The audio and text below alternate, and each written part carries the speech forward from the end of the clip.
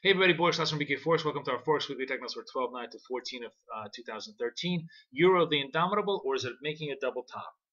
As always, trading points change your margin carries a high level risk may not be suitable for all investors. I ask you to read this disclaimer very carefully to understand all the risks you're taking on margin and to seek advice from an independent financial advisor if you have any doubts.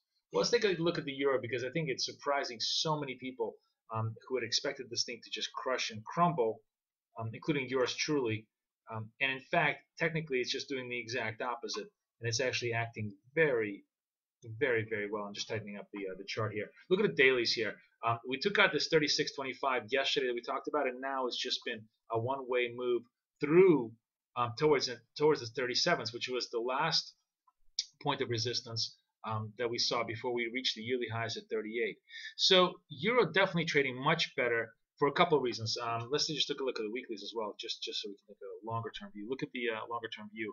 On the weeklies, it's definitely recovered considerably on this big sell-off that we had couple of basically a month ago, and now climbing right back towards the yearly highs. So what's driving this move?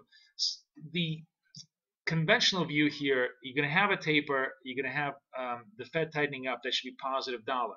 But the non-conventional view, and the reason why I think the euro is starting to really roll, is because the Fed having a taper is a result of the U.S. economy stronger than what everybody anticipated. A strong U.S. economy means that we have a strong global economy as U.S. acts as essentially a locomotive. A strong global economy means that Europe has a chance to recover at a better, faster pace than everybody thought. So everybody's doing relative value investment where they're chasing European stocks on the assumption that they'll get pulled up as U.S. becomes the prime driver of global growth. And that's why you get this whole big bid in the euro. And the euro really outperforming, actually, most of its majors as a result of this. Technically, you look at this chart today, given the strong NFPs, we should have been down, but the fact that we just dipped and came back up, very, very powerful signal. And came back up not just on a buy, but closing on the daily highs, weekly highs. Pretty bullish signal here, at least to the start of the week. Next week, we'll see how that trades out next week, and we'll see if it can contain itself. Having said this, though, as you're looking into the future here, you're basically looking at the fact that euro is very much building up towards a much bigger resistance at the yearly highs of 38, 32s. So the probability of us slowing down in front of those numbers and possibly turning back, I think, is relatively high. So while the going is good right now, I think it's going to take some considerable power to push us through the yearly highs. If we do push through the yearly highs, there will be an uber bullish trade, and in many ways, I think we'll just really roll over any of the last leftover euro shorts that are out there. For now, though, I think we have basically another 100 points to go, possibly in the euro, but beyond that, it's going to, at very least, stall and probe the 38 highs before it tries to make any kind of a move forward. Additionally, it could also kind of stall out here in midway point. Generally, bottom line is my view here is that we've made this big move. It's been surprised. It's definitely squeezed out a lot of the shocked shorts out of the system. But now we come into the final resistance point technically here of this last 100 pips, and it's going to be considerably harder for the euro to make the kind of powerful move that it's made over the last several days. We may be in for a period of consolidation. We'll have to see. But I think it certainly created some very, very interesting end of the week action this week. The yen, not surprisingly, coming back. But here's the interesting thing about the yen. Given the fact that you had this powerful U.S. data and the assumption that you're going to have the taper, we still cannot take out the yearly highs, much less we can't even take out the 103s today. So we need a more powerful move in the yen. We'll see if Asia next week comes in and tries to carry the yen forward and tries to take us all the way through the 103s on Monday. But the fact that we're kind of stalling out here, this is going to be a really, really key test next week. We're going to need to take out the 103.50 to really get very, very bullish the yen, and then obviously send us towards the test of the yearly highs. If we can't do that, that's going to suggest that despite all of the bullish fundamental news, we just don't have enough power here behind the yen, and we could be in for a possible correction. So the stall in the yen today, clearly a good day. Technically, we covered pretty much a lot of last 2 days worth of selling. We still haven't gotten to that critical breakout point above the 103.30s in order to really give us a lot of confidence that this is going to be a power move to the upside. So yen still remains to be seen. Aussie today acting pretty well. Remember we talked about yesterday the fact that 90 definitely was a big support level. 90 today again acted very much as support level, and I think the fact that we've had 3 days of really no forward progress on this should give us a little bit of a confidence that we could move at least to 90, 91.50. 91.50 is the next really big area of resistance, and of course 92 is the really big area of resistance for the Aussie as it tries to kind of rebuild this position here.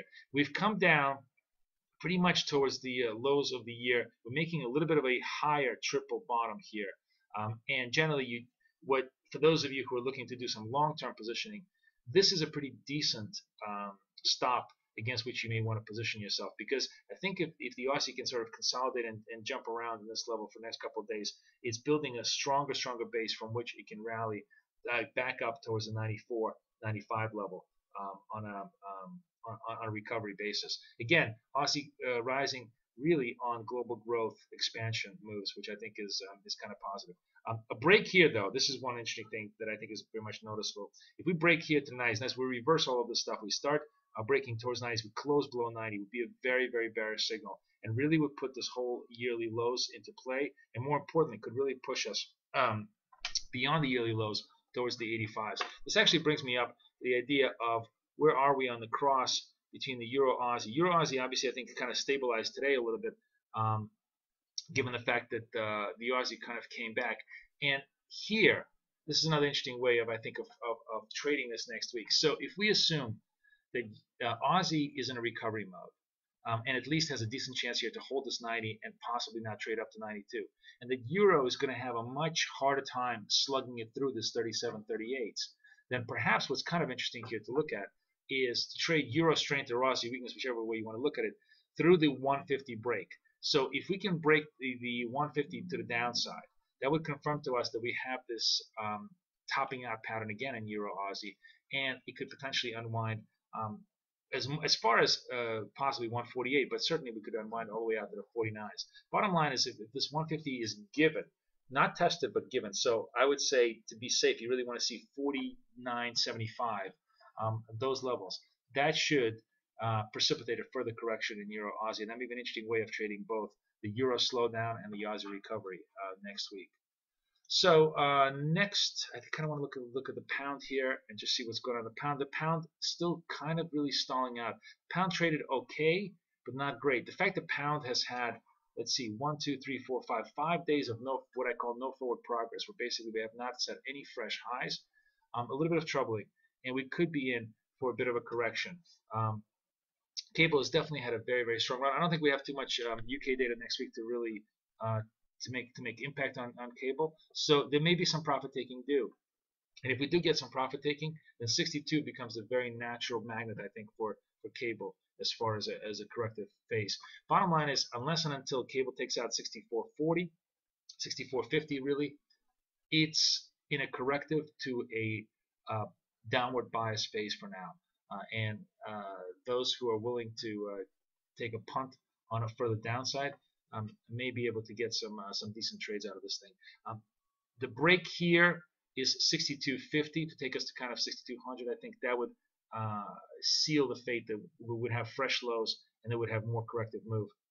And of course, if we test the 6200, yes, there's support here, but cable, when it does correct, it tends to overshoot in the correction. So it means we could potentially move all the way out to the 6100s before the correction is over.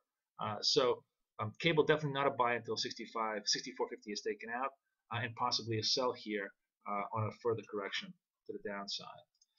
Taking a look, I want to just take a look at the other COM dollars, because a couple of interesting things here. So a lot of talk has been made about the fact that dollar CAD broke out fresh yearly highs, blah blah blah. But as you can see, this fresh yearly high breakout so far has been nothing but a fake out. We've just basically flamed out of this 107, and it's really decent possibility here that if we get the COM dollar revival rally, especially if the Aussie doing well, we could potentially see here a test of the 106s, perhaps even the 105.50s on a corrective mode here, as the CAD picks up a little bit of steam.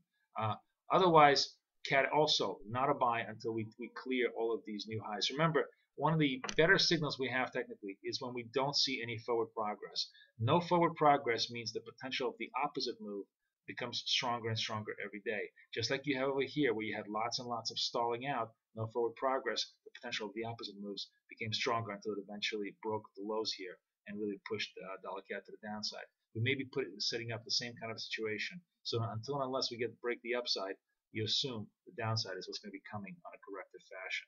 That's kind of how the week shapes up. I wish you guys the best of luck. It's been a really interesting last couple of days for this week. I think it's going to continue to be so for at least another week or so before we hit the holidays. So I wish you the best of luck, best of trading. Boris Schlossberg over and out.